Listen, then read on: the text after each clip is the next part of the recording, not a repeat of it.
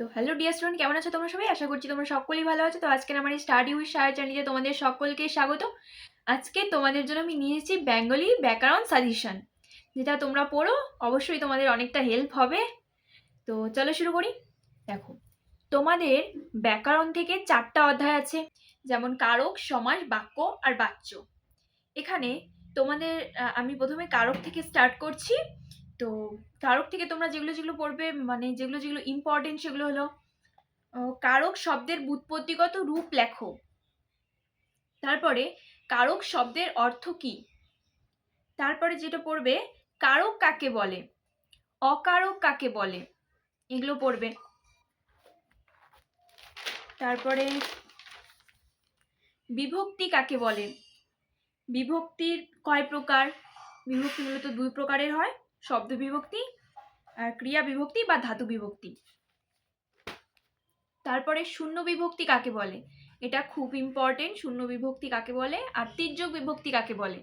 এই শূন্য বিভক্তি আর তির্যক বিভক্তির মধ্যে যে কোনো দুটোর মধ্যে যে কোনো একটা তোমাদের আসতেই পারে এবছরের জন্য, খুবই ইম্পর্টেন্ট।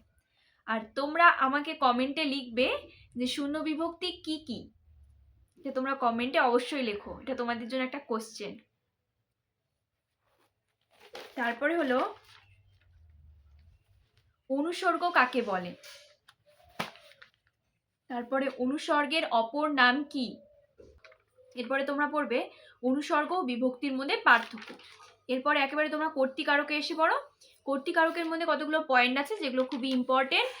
পয়েন্টগুলো হলো এক প্রযোজ্য কর্তা, নিরপেক্ষ কর্তা, তারপরে হলো সমধাতুজ কর্তা, ব্যতিহার কর্তা, আর হলো সহযোগী কর্তা, অক্ষুণ্ণ কর্তা। এগুলো সবগুলো তোমরা কাকে বলে উদাহরণ সহ ভালো করে পড়বে। এরপরে আছে কর্মকারক। কর্মকারক থেকে যেগুলো তোমাদের ইম্পর্টেন্ট সেগুলো গৌণ কর্ম, মুখ্য কর্ম, সমধাতুজ কর্ম, অনুক্ত কর্ম, উক্ত কর্ম, অক্ষুণ্ণ কর্ম আর কর্মের বিপসা।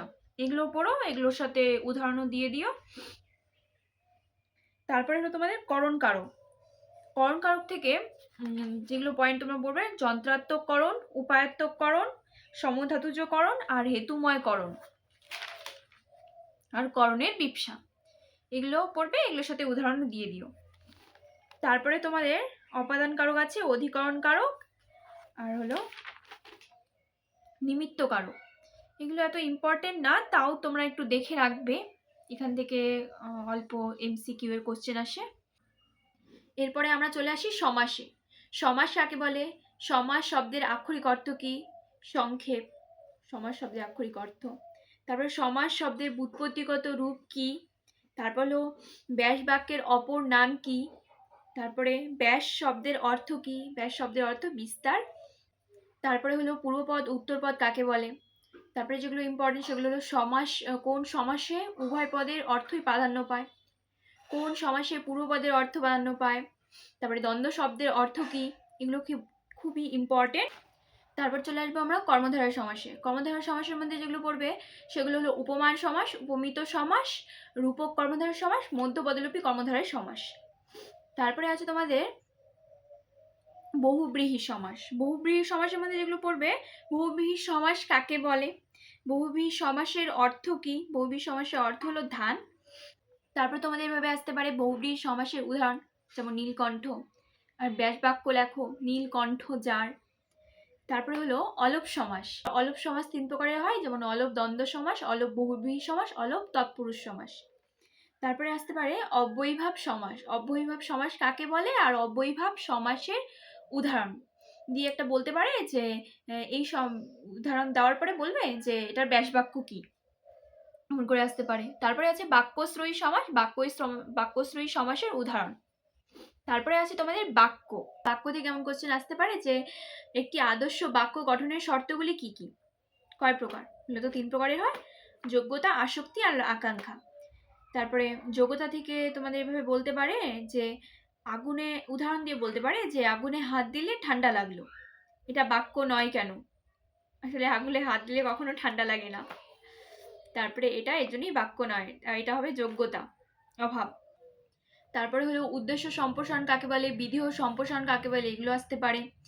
তারপরে হলো সরল বাক্যে কোন কি কি ধরনের ক্রিয়া থাকে। সরল বাক্যে একটি সমাপিকা ক্রিয়া থাকে আর এক বা একাধিক অসমাপিকা ক্রিয়া থাকে। তারপরে সংযোজক অব্যয়গুলি কি কি এরকম আসতে পারে। সরল বাক্য থেকে জটিল বাক্য করার নিয়ম, যৌগিক বাক্য থেকে জটিল বাক্য করার নিয়ম এমন আসতে পারে।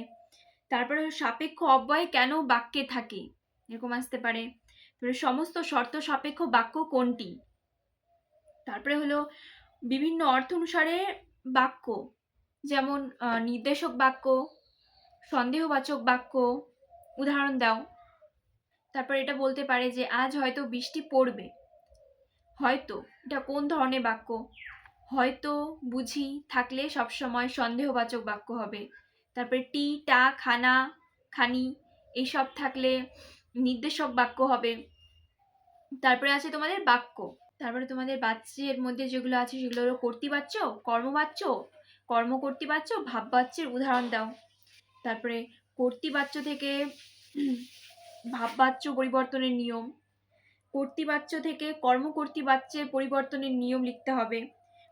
কেন কেন বাচ্যের পরিবর্তন হয় না। তো আজকে ব্যাকরণ থেকে এতটুকুই। তোমাদের যাদের ব্যাকরণ নিয়ে অসুবিধা আছে তারা এগুলো পড়ো, আশা করছি ভালো ফল পাবে। তো তোমাদের ব্যাকরণ থেকে 10টা এসসিকিউ থাকে, যেখান থেকে তোমাদের 8টা লিখতে লাগে, আর হলো এমসিকিউ থাকে হলো 7টা। মোটামুটি 16 নাম্বারের মতো কোশ্চেন, মানে 16 নাম্বারের মতো থাকে আর কি কোশ্চেন ব্যাকরণ থেকে। তো তোমরা যদি কেউ 16টা নাম্বার মিস না করতে চাও তাহলে এগুলো অবশ্যই ভালো করে পড়ে যেও। আজকের ভিডিওটা এতটুকু পর্যন্তই। তোমাদের যদি আমার ভিডিওটা ভালো লাগে তাহলে অবশ্যই তোমরা লাইক, কমেন্ট, শেয়ার একটু করে দিও। ততক্ষণের জন্য গুড বাই।